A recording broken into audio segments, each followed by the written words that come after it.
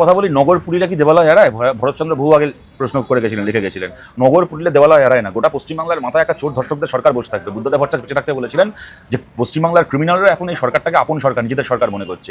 পশ্চিমবাংলার মাথায় একটা চোর ধর্ষকদের সরকার বসে থাকবে।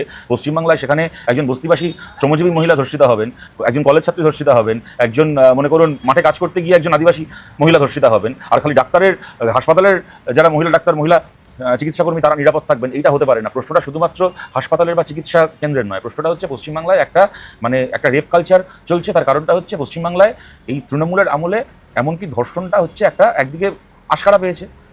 বিভিন্ন সময় নেতা মন্ত্রীদের কথা, শরীর থাকলে, মুখ্যমন্ত্রী বলছেন শরীর থাকলে যেরকম জ্বর হয়, সর্দি কাশি হয়, সেরকম ধর্ষণ হয়।